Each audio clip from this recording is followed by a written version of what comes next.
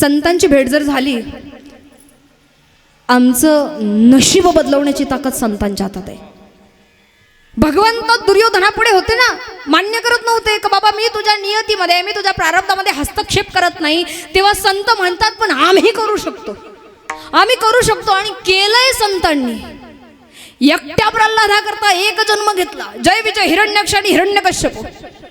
राग अनावर झाला, अरे बापाच्या राज्यात राहतोस आणि वैर्याचं नाव घेतोस, जमणार नाही. याचे हातपाय बांधा आणि तेलाच्या उकळत्या कढईत नेऊन सोडा. दूतांच्या डोळ्यात पाणी आलं. विचारलं कोणीतरी, प्रल्हादा अरे एवढं मोठं संकट तुझ्यावरती आलंय आणि आता जर तुला देवानं वाचवलं नाही तर रे काय उत्तर द्यावं प्रल्हादानं? नाही वाचवलं तर नाही वाचवलं, मला तारायचं की मारायचं हे त्याच्या हातात आहे. कारण माझ्या शरीराचा तो स्वामी आहे. आता मी स्वतःला त्याच्यावरती सोपवलंय, मग जे घडतंय माझ्यासोबत ते चांगलंच घडणार आहे. मी का विचार करू? लोग क्या कहते हैं इससे फर्क नहीं पड़ता, मैं मेरे भगवान की नजरों में अच्छा होना चाहिए. त्याच्या नजरेत चांगला पाहिजे. बाकी 4 लोक तर काय, मला वाटतं महिला मंडळ ते 4 लोक तुम्ही आजारी पडल्यावर डबे घेऊन येत असतील नाही का? बरं तुमच्याकडे संकट आलं एखादं तर ते 4 लोक पैशाचे पाकिट बंडल घेऊ पळून येत असतील घरात नाही? बरं घरातलं कोणीतरी गेलं तर सोयरे दायरे नातेवाईक गावातले सोडता बाहेरचे ते 4 लोक येत असतील सांत्वन करायला नाही? ते 4 लोक तुमचा विचार करत नाही, मग तुम्ही त्या 4 लोकांचा विचार का करताय? ते काय म्हणतील? ते काही नाही म्हणते, ते एवढंच म्हणते राम नाम सत्य और वो ही सत्य है. विचारलं गेलं, अरे वाचवेल ना तो. हातपाय बांधले गेलेत, भक्ती करण्याकरता हातापायांची गरज नाही. जर असती तर कुर्मदासांना भगवंत भेटले नसते. भक्ती करण्याकरता डोळ्यांची गरज नाही. जर असती तर आदरणीय गुलाबराव महाराजांना माऊली ज्ञानोबारायांनी दर्शन दिलं नसतं. निम्मी पापा तर डोळ्यानंच आहे. पापाची वासना नको दाऊ डोळ्या त्या होणी आंधळा बराच मी उगा नाही म्हणत. हातपाय बांधले गेलेत, कदाचित हात जोडता येत नसतील, पण अंतःकरणापासून नामस्मरण सुरू आहे. नाम प्रल्हाद उच्चारी दया सोडवी नरहरी. नाम प्रल्हाद उच्चारी दया सोडवी नरहरी. उचलून घेतला कडीवरी भक्ती सुखे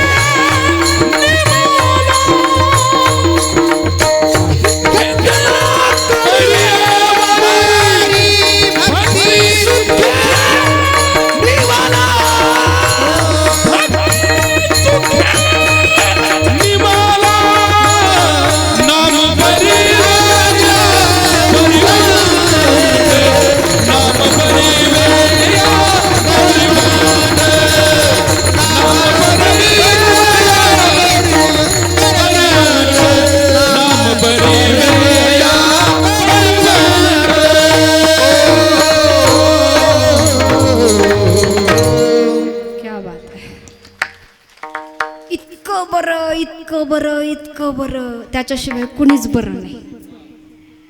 इतकं बरं आहे ते.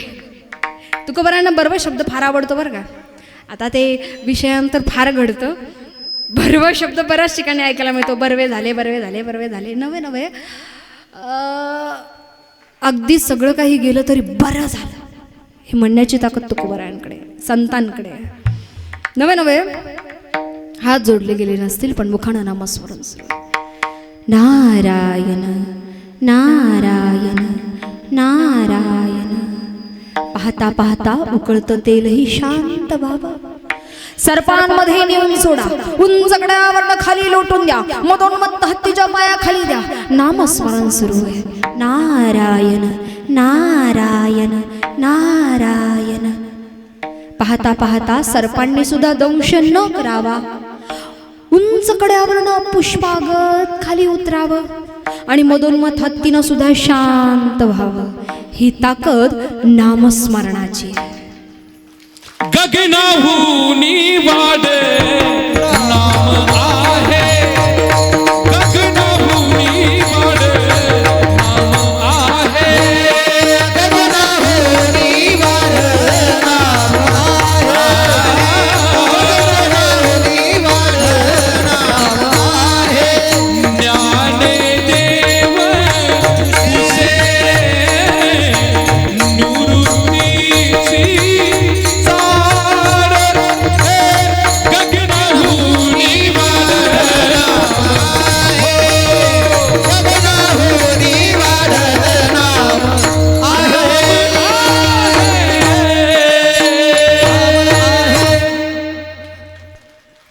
गगनाहून वाढ, सूक्ष्मातलं सूक्ष्म आणि विशालपेक्षाही विशाल, अतिकाय महाकाय हे नाम आहे.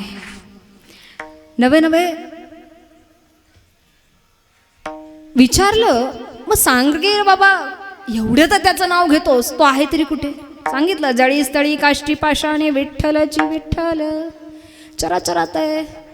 मग सांग, या खांबातही तुझा नारायण आहे का? हो, या खांबातही माझा नारायण आहे.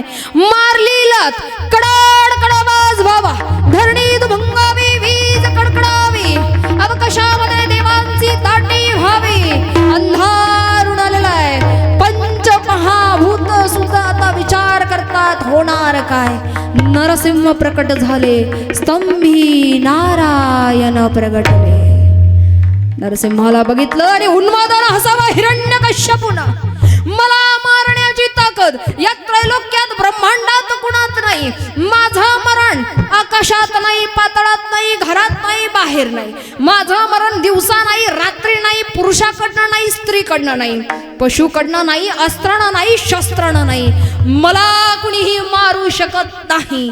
अहंभाव आला, काहीही प्राप्त झाला आणि त्याचा अहंभाव निर्माण झाला की मग एकच ब्रीद आहे, ज्याला देता येतं त्याला घेता सुद्धा येतं. नरसिंह आले. दिवसभर घमासान युद्ध झालं. सायंकाळच्या वेळेला हाताशी धरून ओढत ओढत ओढत दाराच्या उंबऱ्यात आणलं. दाराच्या उंबऱ्यात आणलं गेलं. दाराच्या उंबऱ्यात बसू नये, दाराच्या उंबऱ्यात शिंकू नये. लेकरू विचारत, ऐक म्हणून नाही बसायचं. आता आम्हालाच नाही माहिती, तर लेकरायला काय सांगा. भारतीय परंपरा महान आहे. ऐका, काल्पनिक दृष्टांत ऐकण्यापेक्षा भारतीय परंपरेत अनेक ग्रंथ आहेत, अनेक वाङ्मय आहेत, 6 शास्त्र आहे, 18 पुराण आहे, वेदांमध्ये खूप सविस्तर वर्णन आहे, या उपरोक्त संतांचं वाङ्मय आहे. आपल्याकडं ज्या काही गोष्टी पूर्वापार चालत होत्या त्या योग्य होत्या, फक्त काळाच्या ओघात आता त्या नाहीशा झाल्यात. जुन्या काळी घरातला कर्ता पुरुष जर कधी बाहेर गेला, मोबाईल नव्हते, कधी येणार माहित नाही, फुलपात्र उपडा आणून ठेवलं जायचं दाराच्या उंबऱ्यात. उंबरा म्हणजे मर्यादा आहे. आपला उंबरा ओलांडताना समोरचा उंबरा आपल्यासाठी तयार आहे का याचं भान प्रत्येकालाच असलं पाहिजे, मग स्त्री असो किंवा पुरुष. बघ, तू घरात नाही, तू बाहेर नाही, तू दाराच्या उंबऱ्यात आहे. बघ, तू आकाशात नाही, पाताळात नाही, तू माझ्या मांडीवरती आहे. दिवस नाही, रात्र नाही, संध्याकाळ आहे. बघ एकदा, मी स्त्री नाही, पूर्ण पुरुष नाही आणि पूर्ण पशुही नाही. माझी नख अस्त्रही नाही आणि शस्त्रही नाही. विदारला पोट आणि वध करावा हिरण्यकश्यपूचा. एकट्या प्रल्हादा करता एक अवतार, कारण देवाचं ब्रीद आहे. यदा यदा ही धर्मस्य ग्लानिर्भवति भारत अभ्युत्थानम धर्मस्य तदात्मना. जब जब होई धर्म के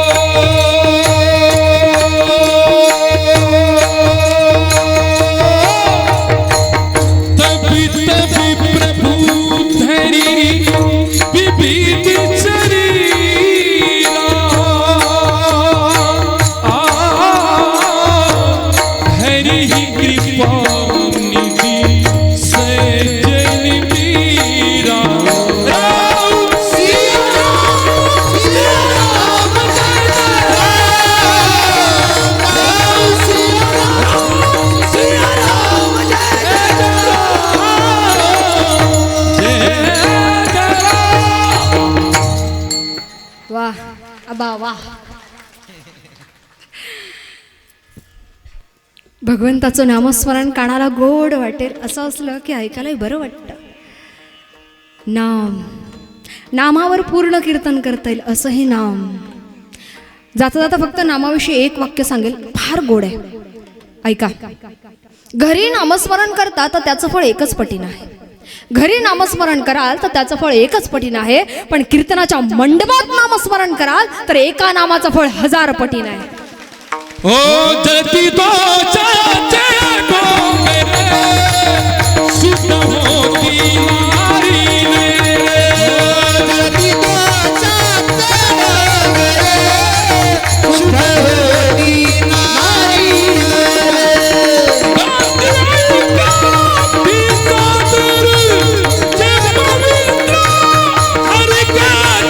जती दोषाचे डोंगर सुट होती नारी गाती ऐका तू सादर जे पवित्र